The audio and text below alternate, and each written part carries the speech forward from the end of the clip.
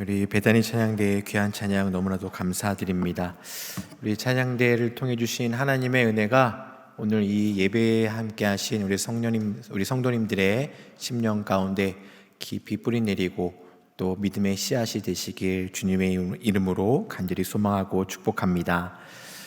저희들이 살면서 맡아야 되는 임무 또 의무가 있는데 이것을 우리는 책임이다라고 이야기합니다.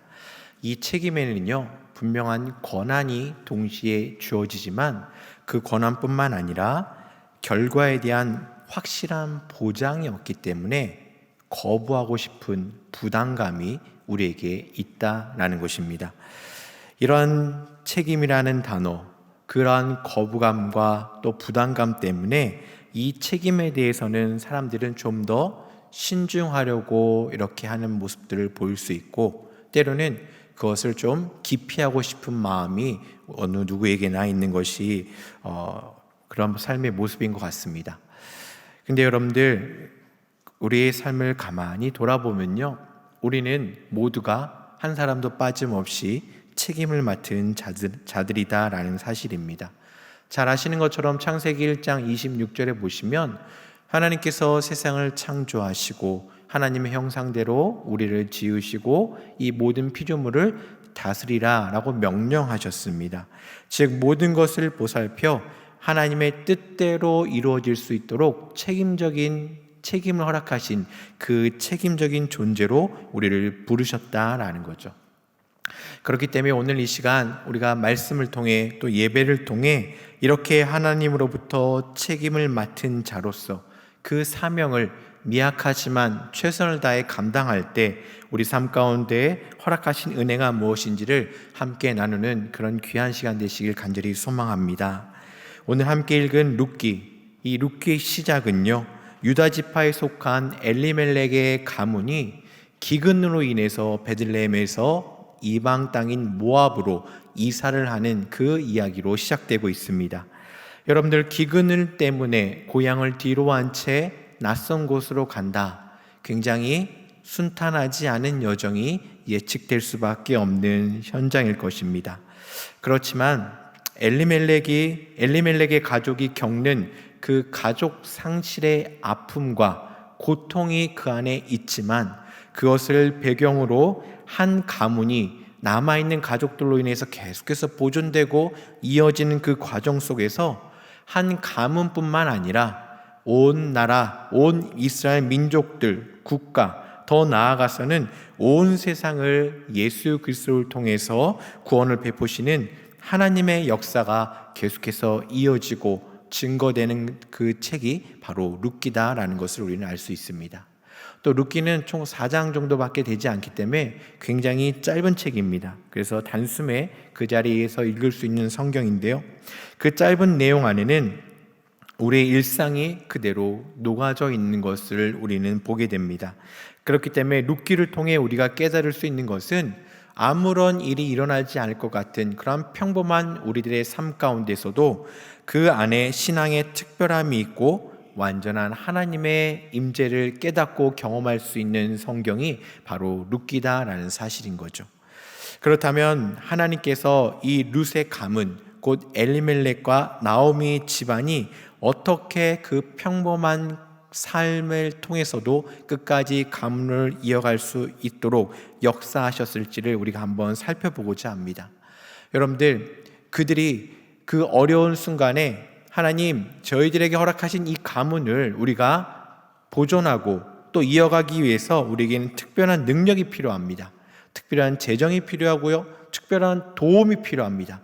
하나님, 저희들에게 그러한 남들이 갖고 있지 않은 능력과 경험을 구하거나 준비한 모습은 전혀 없습니다. 그들이 단지 감당했던 것은 그때로는 기근의 상황, 때로는 가족을 잃어버리는 그 상실의 아픔 속에서도 묵묵히 자신의 맡겨주신 삶의 자리를, 서로의 책임에 대한 것을 성실함으로 임하는 모습으로 하나님의 역사를 이어가는 것을 보게 됩니다. 나오미와 룻, 그리고 이 보아스, 주요 이 세 인물이 서로에 대한 책임 있는 모습을 통해서 하나님의 역사를 이루어가는 귀중한 통로가 되어지는 것을 우리는 볼 수가 있는 거죠. 특별히 오늘 함께 읽은 본문 1절에 보시면 먼저 두 명의 인물이 언급되고 있는 것을 보게 됩니다. 바로 보아스와 아무개라는 사람입니다. 먼저 아무개라는 사람은 나오미의 집안을 책임져야 하는 그 첫 번째 순위의 사람이지만 그 이름이 언급되지 않고 있는 것을 보게 됩니다. 여러분들, 고대 이스라엘에서는요, 가족과 공동체를 보호하는 제도 중에 마련된 하나가 바로 고엘 제도다라는 것이 있습니다. 어떤 것인가 하면 가까운 친척, 즉 경제적으로나 사회적 위기에 있는 처한 가족을 가장 가까운 친족이 그 부족한 부분을 도와서 그 가문이, 그 공동체가 무너지지 않도록 돕는 역할을 하는 제도인 것입니다. 가난한 친족이 경제적으로 어려우면 그 경제적인 대가를 대신 지불해 주는 것이고, 또 그 친족이 죄를 지어서 죄값을 치러야 되는데 그것을 감당할 수 없으면 가장 가까운 친족이 그 죄가를 대신 지불하면서 그 가정이 유지되고 공동체가 더욱더 연대되고 하나님의 사랑이 실천될 수 있도록 돕는 제도가 바로 그 고엘 제도였습니다.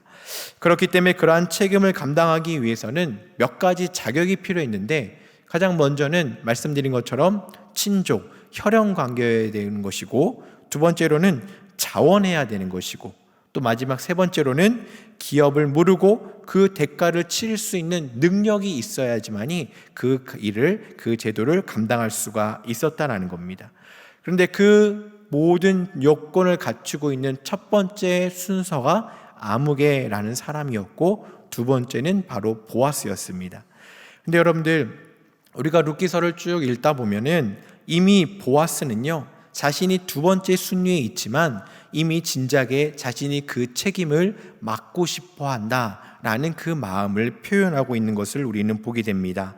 그 표현이 룻기 3장 11절에 나오고 있는데요, 우리 함께 화면을 보면서 읽어보도록 하겠습니다. 그리고 이제 내 딸아, 두려워하지 말라. 내가 내 말대로 내게 다 행하리라. 내가 현숙한 여자인 줄을 나의 성읍 백성이 다 아느니라. 아멘. 여러분들, 이 구절은요, 보아스가 룻에게 이른 말입니다. 내가 당신이 한 말을 다 행할 터이니 걱정하지 마십시오 라고 이렇게 얘기합니다. 그렇다면 그 앞전에 룻이 보아스에게 한 말이 무엇인가 라는 것을 우리가 알아야겠죠. 그 구절에 보시면요, 룻이 보아스에게 당신이 우리의 기업을 무르고 담당해 줄 사람입니다 라고 하면서 부탁하고 있습니다. 그 부탁에 대한 응답이 바로 11절의 말씀인 거죠. 그런데 여러분들, 만약 보아스가 처음부터 그 기업을 무르고 책임을 감당할 마음이 없었다 한다면 그 룻의 요청에 대해서 좀 전에 읽은 3장 11절처럼 다 내가 행하겠다라고는 결코 말하지 않았을 것입니다.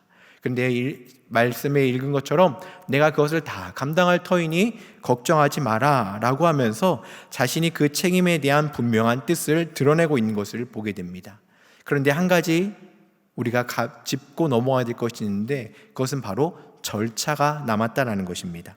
자신이 1순위가 아니었기 때문에 그 먼저 권한을 가진 사람의 결정을 기다려야 된다는 거죠.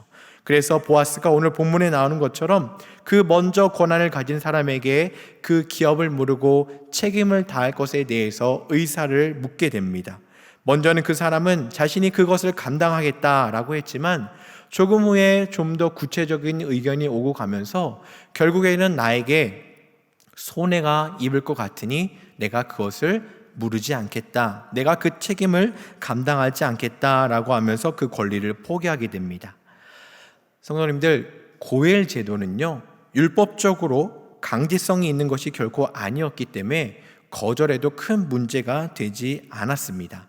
하지만 말씀을 읽는 우리들의 입장에서는 그 고엘 제도의 의미를 볼 때 공동체를 돌아보고 서로를 위해 희생하는 책임을 회피한다라는 것에서는 그 아무개라는 사람에게 대해서 조금은 아쉬운 마음, 서운한 마음이 들 수도 있다는 것입니다. 그렇게 말씀을 읽으면서 아쉬운 마음이 들 수 있는 우리들의 마음이 있지만 그 마음을 갖고 있는 우리들의 현실은 과연 어떠할까요? 우리들에게도 분명 그렇게 누군가에게 아쉬운 모습을 보여주는 경우들이 있을 수 있다라는 겁니다. 특별히 다른 사람을 위해 또 공동체를 위해 희생하고 헌신하는 것이 너무너무 어렵고 너무나도 힘든 시대를 살아가고 있는 것이 바로 지금의 때인 것 같습니다. 조금이라도 손해보는 것을 못 견뎌야 하는 시대가 바로 지금의 시대인 것 같습니다. 때로는 손해를 보고 그것을 감수하고 희생하면서 누군가를 돕는다라고 한다면 많은 이들이 비틀어진 시선으로 곡해하고 그 사람의 마음을 상처를 주는 경우들도 우리는 어렵지 않게 볼 수 있는 것입니다. 또한 누군가를 돕고 내가 희생하고 헌신하기 위해서는 많은 사람들이 그 책임을 감당하기 위해서는 대단히 뭔가가 나에게 필요하다라고 여기는 경우들도 있다는 거죠. 나에게 재력도 필요하고요, 나에게 더 큰 권한도 필요하고 경험도 필요하고 지식도 필요하고 인맥도 필요하다라고 이야기하면서 나에게 지금 그런 것이 준비되어 있지 않으니 나는 감당할 수 없습니다 라고 이야기하는 사람들이 참 많다라는 겁니다. 물론 그런 것들이 잘 준비되면 도움은 될 수 있겠지만 꼭 필수는 아니다는 사실이죠. 여러분들이 아실 수 있는 찬양인지는 잘 모르겠지만 오래전에 불러진 찬양 가사 중에 이런 찬양이 있는 것을 보게 되었습니다. 두 줄의 찬양의 가사인데요, 사랑을 줄 수 없을 만큼 가난한 자도 없고요, 사랑을 받지 않아도 될 만큼 부유한 자도 없습니다 라는 가사입니다. 여러분들 어떤 의미가 있습니까? 사랑을 내가 아무리 미약하고 가난할지라도 사랑을 줄 수 없을 만큼 가난한 자는 없다. 즉 모든 사람은 사랑을 주고 책임을 감당할 수 있는 그런 존재다라는 사실입니다. 또 반대로 어떻습니까? 얼만큼 많이 가졌다 할지라도 저 사람은 많이 가졌기 때문에 더 이상 사랑받지 않아도 돼 라고 규정 지을 만한 사람은 없다라는 거죠. 즉 모든 사람은 가진 것과 상관없이 소중한 존재요, 사랑받을 만한 존재요, 그 사람을 위해서 누군가도 책임을 감당할 수 있는 존재다라는 것을 고백하고 있는 찬양의 가사였습니다. 여러분들, 그렇기 때문에 우리는요, 그 누구도 하나님께서 허락하신 그 책임의 삶을 못 감당할 사람은 아무도 없다라는 사실을 우리는 기억해야 될 것입니다. 그렇다면 여러분들, 우리가 이렇게 사명을 감당하고 삶 속에서 그 책임을 잘 감당해 나갈 때 어떻게 그 책임을 감당함으로 하나님께서 허락하신 삶의 자리, 또 공동체, 그리고 함께하는 이웃들을 사랑으로 책임있게 돌아볼 수가 있겠습니까? 그 의미를 우리가 본문에서 찾아볼 수 있을 터인데요, 바로 계산을 뛰어넘는 삶을 통해서 우리는 그 사명을 감당할 수가 있는 것입니다.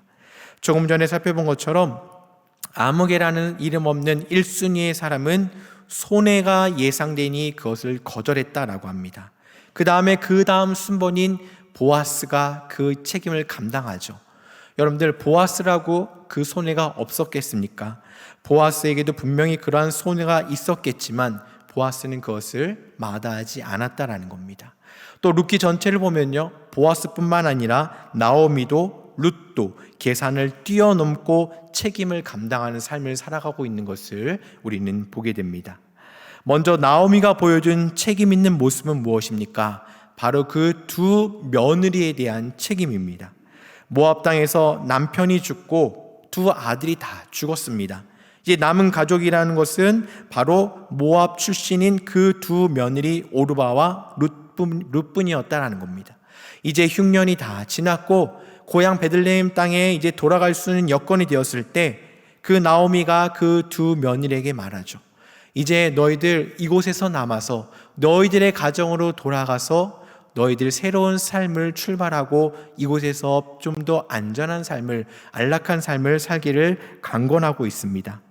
자신의 이름을 이제는 나오미가 아니라 마라, 즉 전능한 자가 심히 괴롭게 한다라는 의미를 가진 그 마라라는 이름으로 변경할 정도로 그 나오미는 자신의 삶이 너무나도 비참하고 자신과 함께하는 사람들이 너무나도 곤욕을 당하고 어려워지는 것을 보면서 그로 인해 자신이 아무것도 해줄 수 없는 이 현실 가운데 그냥 이 두 며느리가 다시 새로운 새 출발을 할 수 있도록 그 마음을 열어주고 책임을 감당해 주는 것이 바로 그 늙은 시어머니로서의 최선의 방법이었다라고 여겼던 것 같습니다.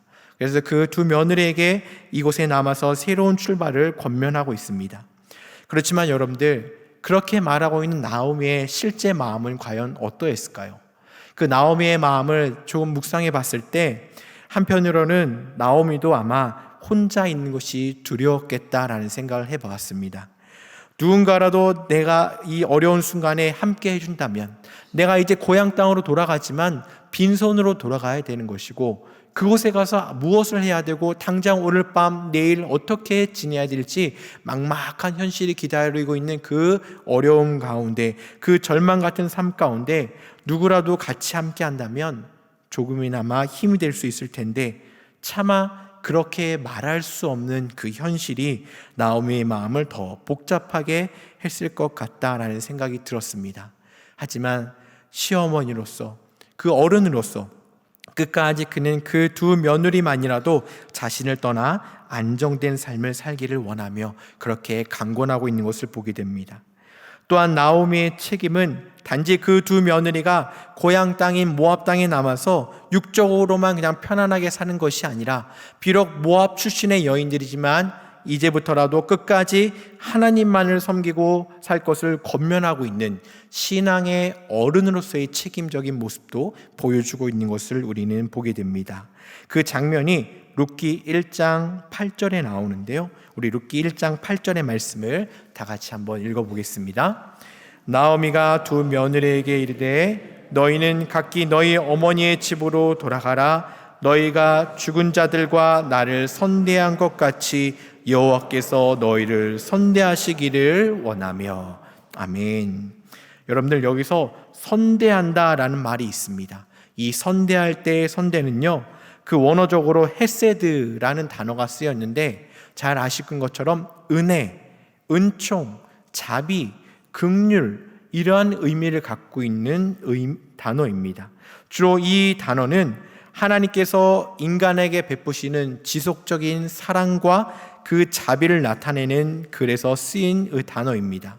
또 조금 더 넓게 확대해 보면, 약한 자가 어려움 중에 처했을 때 강한 자가 그럴 의무가 없음에도 불구하고 헌신하고, 그 공궁에 빠진 자, 약한 자를 위해서 헌신하고 자신의 것을 내어주는 의미를 담고 있는 단어가 바로 헤세드입니다.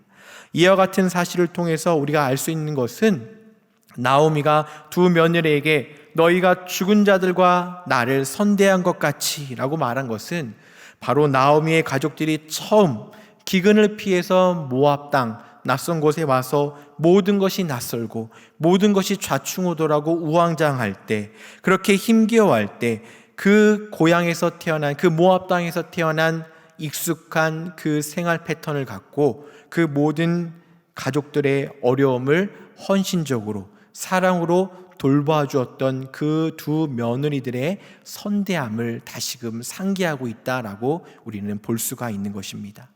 너희들이 우리가 어려웠을 때 우리 가정으로 돌아와서 우리를 위해서 헌신하고 우리를 위해서 사랑해 준 것처럼, 이제 너희들이 앞으로 살아갈 때 하나님께서 너희들에게 동일한 은혜를 채워주시길 믿음으로 축복하고 있는 장면이 바로 룻기 1장 8절의 모습인 것입니다. 이 의미는 두 며느리들의 앞으로의 삶이 이제는 모압 땅에 살길 원하고 있지만, 모압 신이 아닌 하나님의 은혜 안에 있음을 믿음으로 고백하고 축복하면서, 내가 이제 비록 너희들과 헤어짐을 예상하고 있지만 끝까지 믿음의 어머니로서의 책임 있는 모습을 보여주고 있는 장면이 바로 이 장면인 것입니다. 그 이후 그 오르바는 그 어머니와 이별을 선택하였고, 그 룻은 끝까지 어머니와 함께하면서 베들레헴으로 향하는 모습을 우리는 말씀을 통해 볼 수 있습니다. 그렇다면 나오미의 책임에 있는 모습이 이렇다면, 그 룻이 보여주는 책임 있는 모습은 과연 무엇이었겠습니까? 끝까지 어머니와 함께 베들레헴으로 향했던 룻은 먼저 신앙의 정체성의 변화에 대한 책임을 나타내고 있습니다. 여러분들이 잘 아시는 것처럼 룻기 1장 16절에 이렇게 룻이 고백합니다. 어머니께서 가시는 곳에, 또 어머니께서 모시는 곳에 내가 끝까지 함께 있겠습니다. 어머니의 백성이, 어머니의 하나님이 나의 하나님이 되고 나의 백성이 됨을 고백합니다. 룻이 지금까지 섬겨왔던 그 모압의 신, 모압의 문화, 모압의 그 가문을 떠나서 이제는 제가 어머니가 섬겼던 그 하나님의 백성의 공동체의 한 사람이 되길, 신앙적인 책임의 선택, 신앙의 정체성의 변화를 감당하고자 고백하고 있는 그 룻의 모습을 우리는 룻기를 통해 바라볼 수가 있는 것입니다. 여러분들, 룻이 이런 고백을 할 수 있었던 이유가 과연 무엇일까요? 그것은 바로 나오미의 가문이 그 기근을 피해 모압 땅에서 이방인처럼 살았지만 그 가문 안에서, 그 가정 안에서 끝까지 하나님을 섬기는 삶을 살아냈기 때문이다라는 것을 우리는 알 수 있는 것입니다. 우리 사랑하는 성도님들, 한번 상상해 보십시오. 나오미의 일가가 모압 땅에서 삶을 살아가고 있습니다. 하루의 일과를 마치고 저녁 식탁을 대하고 하루의 삶을 이야기합니다. 오늘은 어떤 일이 있었고 오늘 또 어떤 낯선 일들이 있었는지 그 고단함을 토로할 때 나오미가 아마 우리가 베들레헴에서는 하나님을 이렇게 섬겼고 하나님께서 우리 유다 지파를 이렇게 선택해 주셨고 우리는 하나님의 백성으로서 어떻게 살아가야 돼, 베들레헴 땅에 어떠한 일이 벌어지고 우리가 다시 그곳을 향하기를 소망하고 있어 라고 하면서 그런 평범한 일상 속에서 자신의 신앙을 이야기하고 입술로 하나님을 향한 믿음을 아마 고백했을 것이다 라는 것을 우리는 알 수 있습니다. 근데 여러분들, 만약에 나오미가 그렇게 신앙을 이야기하고 입술로 믿음을 고백했을 때, 만약 그녀의 평소 언행이 신앙의 고백과 일치하지 않았다면 모압 출신의 며느리들은 어머니의 신앙을 귀담아 듣지 않았을 것입니다. 그러나 우리는 그 룻의 고백을 통해서 나오미와 그의 가문에 어떻게든지 모압 땅에 있지만 끝까지 신앙이 일치하는 삶, 언행이 일치하는 삶, 올바른 신앙의 끈을 놓지 않았다라는 것을 우리는 깨달을 수가 있는 것이죠. 그렇기 때문에 어머님의 하나님이, 어머님의 백성이 나의 하나님이요 나의 백성이 되겠습니다 라는 룻의 고백은 어머니와 함께하기 위한 어쩔 수 없는 위장된 고백이 아니라 어쩌면 어머니와 함께 살면서 그토록 그렇게 신실하게 고백하고 싶었던 그 룻의 고백이었다라는 것도 우리는 알 수 있습니다. 이렇게 룻은요, 모압 여인이었지만 어머니를 통해, 그 가족들을 통해 신앙적인 정체성을 변화를 일으키면서 신앙적 책임을 이어가는 것을 우리는 보게 됩니다. 또한 룻은 어머니를 모시기 위해 헌신하는 책임을 갖고 있습니다. 여러분들, 이 룻은 모압 출신이었기 때문에 베들레헴 땅이 그녀에게는 너무나도 낯선 곳이었습니다. 아무도 알지 못하는 그 낯선 땅에서 그 연로하신 어머니를 모시기 위해서, 책임지기 위해서 자발적으로 나가서 이삭을 줍고 생계를 이어가면서 그 돌봄의 책임에 헌신하는데 그 성실함을 온 성읍의 사람들이 모두 알 정도였다라고 분명히 말씀에서는 증거하고 있습니다. 그 과정 속에서 오늘 본문 4절에 나오는 보아스라는 사람을 만나게 되죠.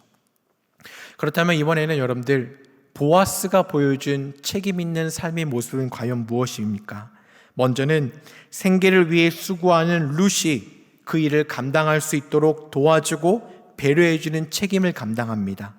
룻이 다른 곳에서 이삭을 줍기 위해 눈치 보지 않고 자신들의 일꾼 사이에서 편안하게 그 어머니의 돌봄을 이어갈 수 있도록, 이삭을 줄 수 있도록 모든 것을 도와주었습니다. 그리고 이방 여인이요 사회적으로는 약자라 할 수 있는 그 젊은 과부의 룻을 끝까지 존중하고 그의 헌신과 수고를 인정하고 위로하는 역할도 그 보아스는 감당해 주고 있습니다.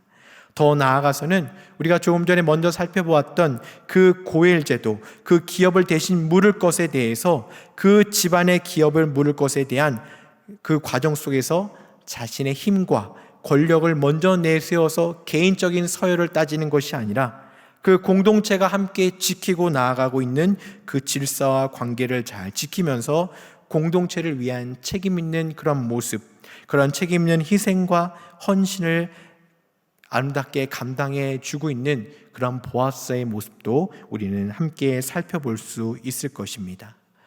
우리가 이렇게 세 명의 모습을 짧게 살펴봤는데요. 여러분들, 이 세 명의 인물들이 책임 있는 모습을 어떻게 보셨습니까? 나오미, 험한 세월을 살았지만 불평과 불만이 아니라 끝까지 하나님을 고백했던 믿음의 어머니의 책임을 감당했습니다. 룻은 어머니와 함께하며 빈손으로 정착하게 된 그 낯선 땅이지만 자신이 할 수 있는 최선을 다하며 하나님의 백성의 공동체로 살기 위해서 그 책임을 다했습니다. 보아스는 자신의 힘과 권력보다는 만나게 되는 모든 사람을 존중하고 배려하면서 그가 속한 공동체의 질서를 지키면서 기업 물을 자로서의 책임을 감당해 주는 것을 우리는 보게 됩니다. 여러분들, 그리고 이 세 명이 나누는 그 책임에 있는 삶을 통하여 하나님께서는 각자의 책임을 다하는 그들을 통해 이스라엘 민족뿐만 아니라 온 세상을 구원하는 다윗 가문의 역사를 이루어 가시는 하나님의 책임과 하나님의 사랑을 우리들에게 보여주고 있는 것을 우리는 발견하게 됩니다. 그렇다면 여러분들, 그렇게 책임을 감당해 나갈 때 우리가 얻게 되고 누릴 수 있는 은혜가 무엇이겠습니까? 바로 하나님의 사랑을 경험할 수 있는 은혜입니다. 성경에는요, 많은 인물들이 나오고 그 중에는 보통 사람이라도 감당할 수 없는 그 영적인 거장들의 일들을 우리는 보게 됩니다. 그에 비하면 오늘 함께 읽은 그 룻기의 주인공 룻, 시대적으로 주목받지 못했던 과부이면서 가난한 이방 여인이었던 룻의 이야기에서는 그러한 범접할 수 없는 웅장함을 우리는 찾아볼 수 없을 것입니다.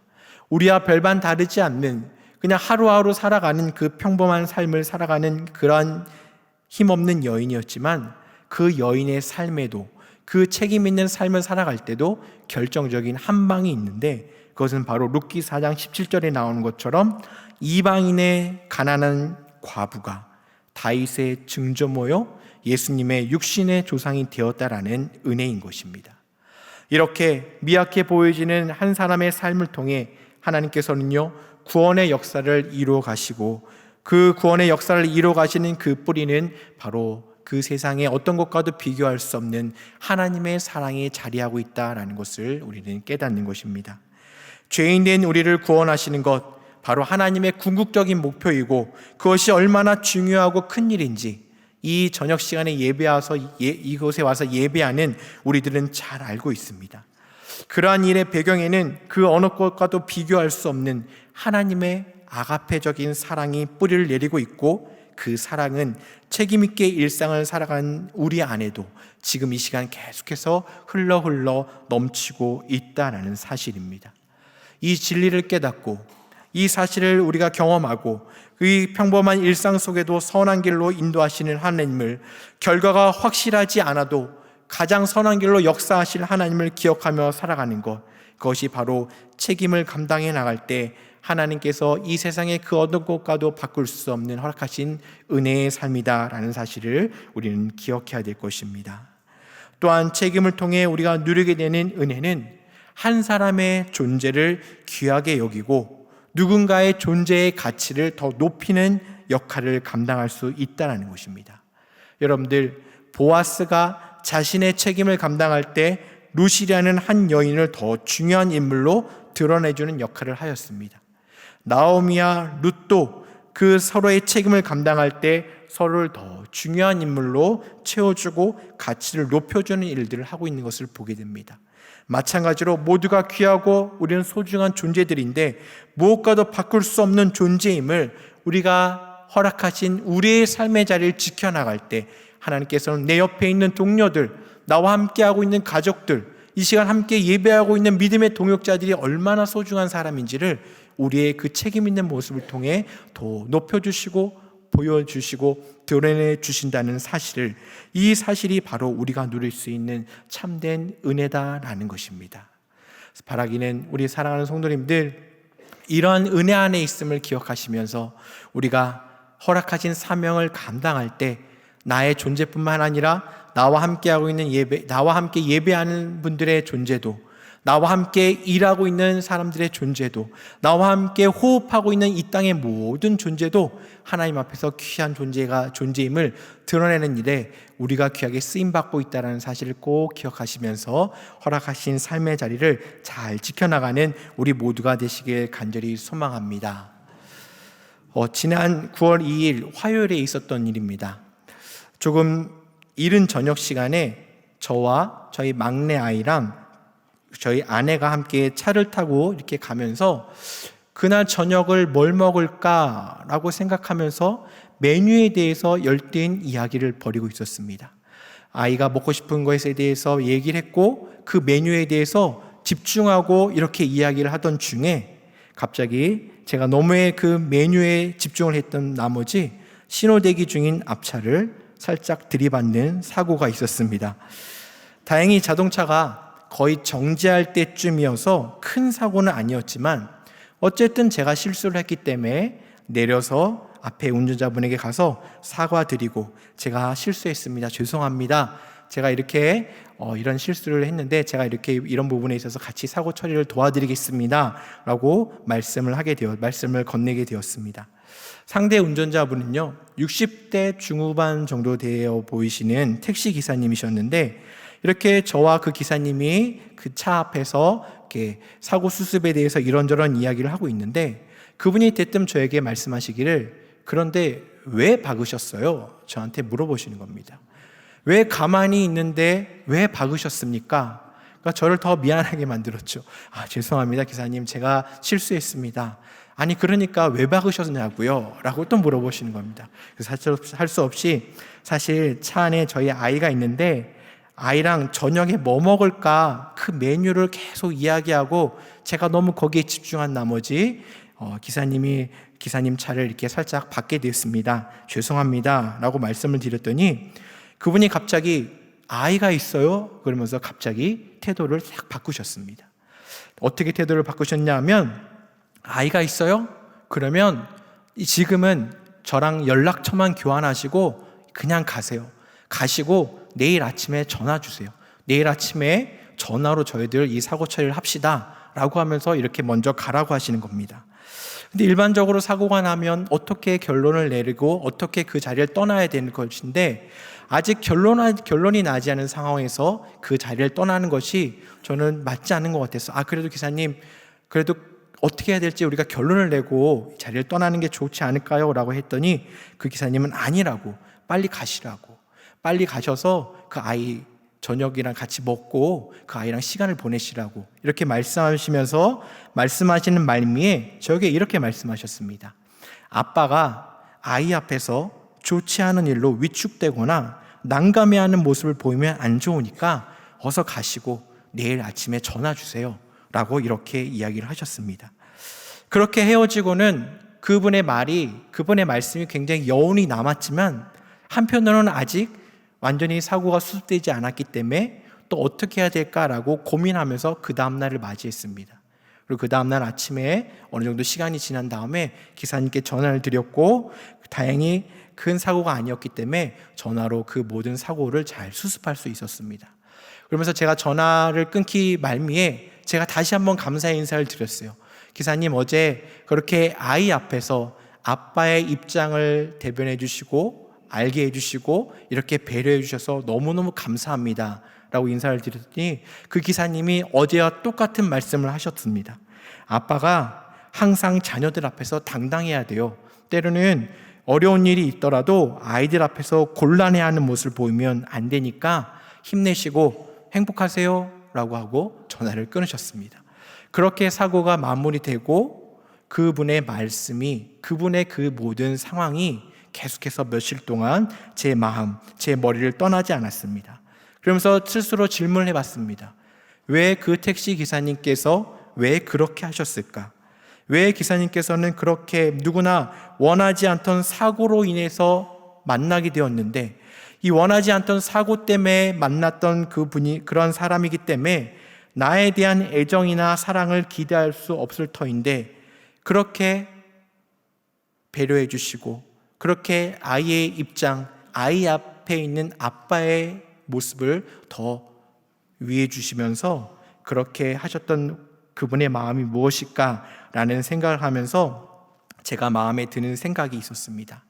아무래도 그 기사님이 아버지라는 그 책임을 소중하게 생각하고 사랑하고 계셨다라는 것이었습니다. 그 기사님도 한 가정의 아버지이시고 저도 아버지로 살아가는 존재입니다. 그런 아버지의 삶의 자리가 있는데 먼저 인생을 살아내면서 깨달은 그 아버지의 책임, 그 자리가 너무나도 중요하고 소중하다라는 것을 이미 아셨기 때문에, 사랑하셨기 때문에 그 앞에서는 언제나 당당해야 된다라고 말씀하시면서 그 곤란한 상황에서도 그 아버지의 자리를 지켜주셨다라고 저는 생각해 보았습니다. 사랑하는 성도 여러분, 지금이 이제 하루를 마감하는 저녁 시간 아닙니까? 지금 이 시간에도 이곳에 오늘 하루를 아버지로서 열심히 살아내고 예배의 자리에 오신 분들이 참 많이 계실 터인데요, 바라기는 어떠한 모습일지라도 하나님께서 허락하신 아버지의 책임과 그 자리가 너무 소중하다라는 사실을 꼭 기억하시면서 때로는 약해 보일지라도, 때로는 공고해 보일지라도, 때로는 더 풍요로워지고 강해 보일지라도 지금처럼 그 아버지의 삶의 자리를 잘 지켜주시는 우리 영락의 모든 아버지들이 되시길 간절히 소망합니다. 그러면서 하나님께 기도했습니다. 하나님, 이렇게 인생의 좋은 선배를 잠시라도 만날 수 있도록 인도해 주셔서 감사합니다. 그리고 아버지라는 자리에 대해서 새삼 다시금 생각하게 되고, 뿐만 아니라 목회자로서 공동체의 한 사회 구성원으로서 지금 내가 감당해야 되는 그 책임에 대해서 한 번 더 생각해 볼 수 있는 시간이 되었음에 하나님께 감사한 마음을 표현하였습니다. 사랑하는 성도 여러분, 오늘 함께 본문에 나오는 아무개는 그 자신이 손해에 입을까봐 그 모든 것을 거절한 사람입니다. 그런데 그 거절한 것이 결코 나쁜 것이 아닙니다. 그는 자신의 입장에서 자신이 감당할 수 없기 때문에 예의 있게 모든 결정을 내린 사람이고 그것이 당연한 것입니다. 그러나 우리는 그 당연함에 머물기보다는 그 이상을 살아가야 되는 하나님의 책임을 맡은 성도입니다. 룻은 나오미를 따라올 필요도 없었고, 보아스는 룻에게 그렇게까지 호의를 베풀지 않아도 상관없었던 사람이었습니다. 그러나 룻기에 나온 그들은 자신들의 책임을 위해 허락하신 일상과 사명을 성실하게 살아내는 사람들이었습니다. 손해가 싫어서 책임을 떠넘기는 삶이 아니라 성실하게 책임을 감당하려고 사람들의 삶의 모습에서 서로에게 축복의 통로가 되었고 아름다운 공동체를 이루며 궁극에는 하나님의 구속사역의 공동체로 서게 된 것을 보게 됩니다. 바라기는 이러한 모습이 바로 우리의 모습이 되길 간절히 소망합니다. 작은 책임에도 성실하고 신실할 때 하나님께서는요, 그 삶을 통해 하나님의 나라를 이루어 가실 것이고, 그 책임을 감당함이 부담과 고단함이 있을지라도 하나님께서 우리를 사랑하신 것처럼 우리가 만나게 되는 사람들, 우리가 겪게 되는 모든 상황을 하나님께서 주신 사랑으로 감당해 나갈 때 그 자리를 통해 하나님의 역사가 일어날 것이고 하나님의 나라가 확장되어질 것이고, 그 자리를 통해 우리를 통해 많은 사람들이 위로받고 회복되어지는 역사가 매일같이 일어날 것임을 굳게 믿으시면서 함께 그 자리에 끝까지 책임 있는 모습으로 서가는 우리 모두가 되시길 주님의 이름으로 간절히 소망하고 축복합니다. 함께 기도하겠습니다. 하나님 아버지, 감사드립니다. 연약하고 죄 많은 저희들이지만 하나님께서 허락하신 그 사명, 또 책임을 저희들에게 허락해 주시니 감사드립니다. 삶의 모습은 조금씩 다를지라도 허락하신 삶의 자리에서 늘 애쓰고 수고하며 맡겨진 사명을 위해서 책임을 다하는 우리의 삶이 되게 하시고, 그 사명을 감당함에 있어서 하나님의 사랑을 경험하고 하나님의 사랑을 증거하는 우리 모두가 될 수 있도록 주님 역사하여 주시옵소서. 아무리 작은 사명일지라도 늘 최선을 다하는 우리가 되게 하시고 합력하여 선을 이뤄나가는 믿음의 공동체가 되게 하여 주시옵소서. 모든 걸 주님께 감사드리며 예수님의 이름으로 기도드립니다. 아멘.